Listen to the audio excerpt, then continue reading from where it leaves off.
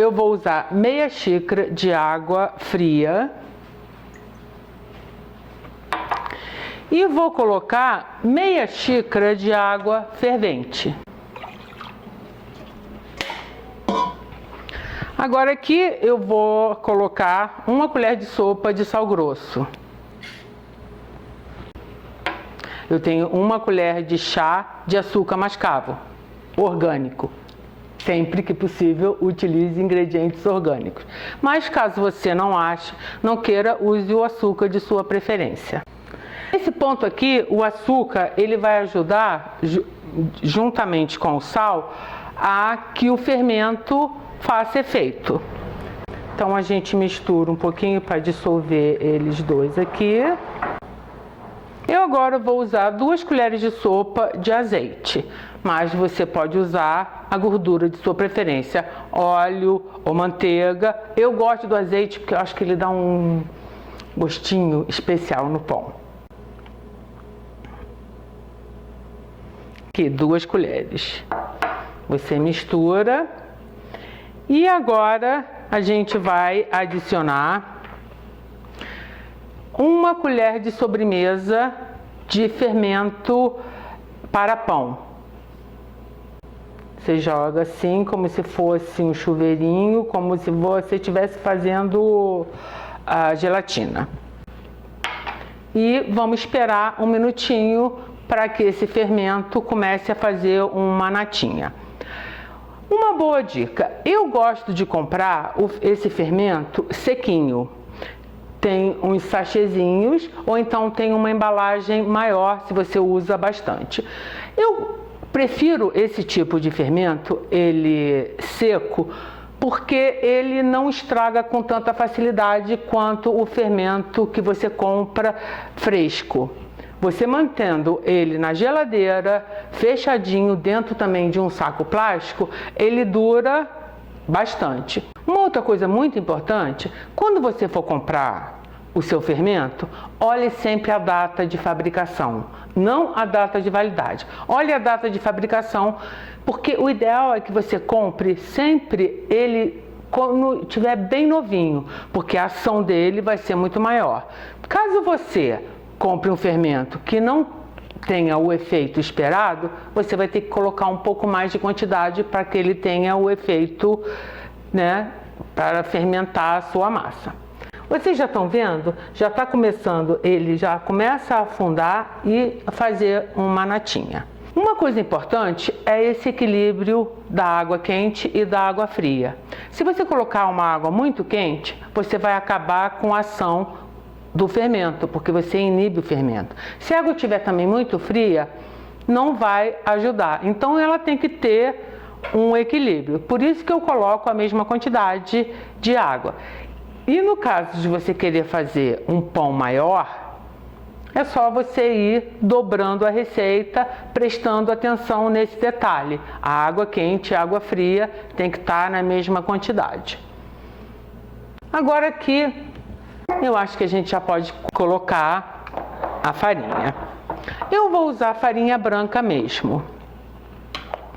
Para essa receita, eu vou usar 2,5 xícaras de farinha. Essa minha medida aqui é de meia xícara, então eu vou botar 5 potinhos desse aqui. Você não precisa colocar e ir mexendo, você coloca de uma vez só. Esse pão é muito rapidinho e muito fácil. Como eu falei, eu chamo de preguiçoso porque você não precisa ter muito trabalho e nem precisa ficar sovando demais. 3, 4,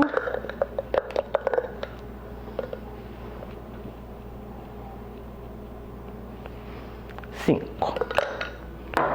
Agora você pega uma colher e vai mexendo até que todos os ingredientes fiquem bem incorporados e a parte de líquido comece a ser absorvida pela farinha.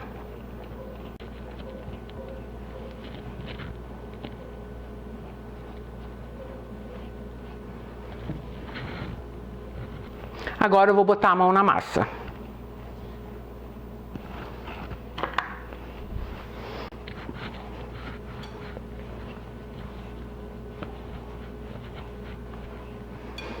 eu não estou sovando, eu estou simplesmente incorporando a farinha toda nesse líquido aqui. Então, a gente só vai misturando. Se você não quiser fazer isso na sua mão e tiver uma batedeira com aquele gancho, você pode, nesse momento que você colocou a farinha, juntar todos os ingredientes, colocar na sua bacia da batedeira e bater até que a massa toda fique uma bola, que é o que eu estou tentando fazer aqui agora.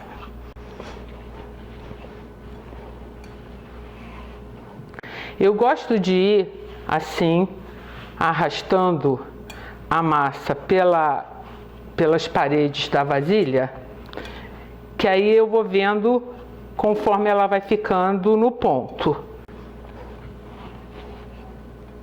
Ela vai grudando toda, vai pegando toda a farinha.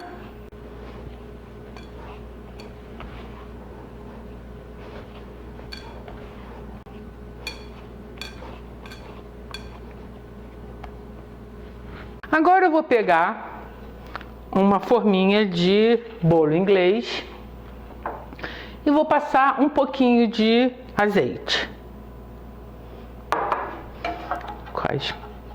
Com esse pincel aqui eu boto só assim, só para evitar que tenha algum que grude.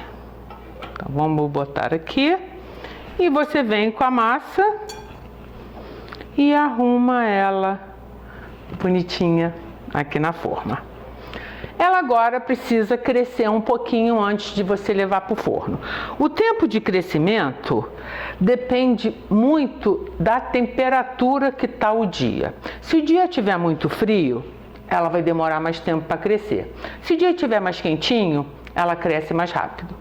Uma dica boa é você botar no forno desligado, porque mesmo o forno estando desligado, ele fica mais quentinho do que os outros lugares da casa. Então, eu vou deixar minha forma no forno desligado e quando ela crescer, eu vou anotar o tempo e digo para vocês. E eu já volto daqui a pouco.